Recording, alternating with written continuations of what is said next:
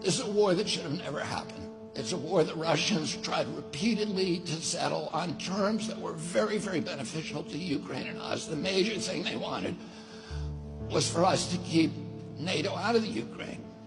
The big military contractors want to add new countries to NATO all the time. Why?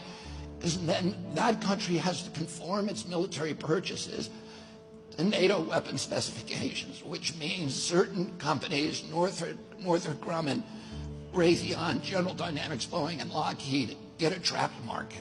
In March of 2022, we committed $113 billion. Just to give you an example, we could have built a home for almost every homeless person in this country. We then committed another $24 billion since then, 2 months ago, and now President Biden's asking for another $60 billion.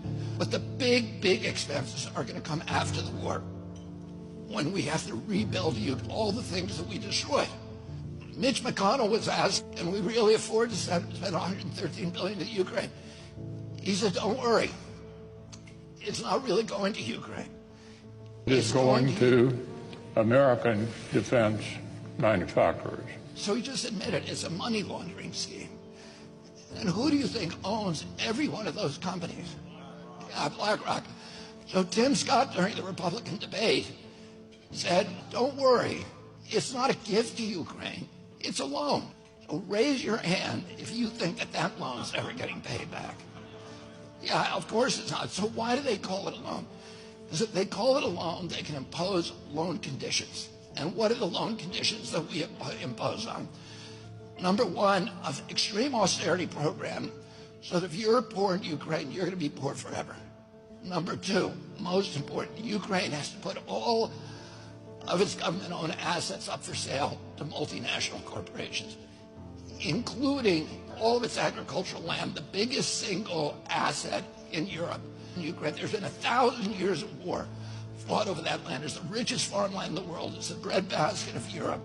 500,000 kids almost, Ukrainian kids, have died to keep that land as part of Ukraine. They almost certainly didn't know about this loan condition.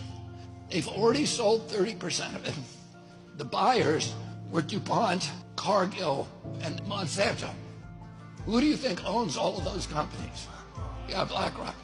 And then in December, President Biden gave out the contract to rebuild Ukraine.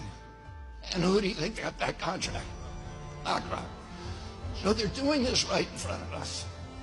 They don't even care that we know anymore, because they know that they can get away with it. And how do they know that? Because they have a strategy. And that strategy is an old strategy, which is they keep us at war with each other. They keep us hating on each other. They keep the Republicans and Democrats fighting each other, black against white, and all these divisions that they sow.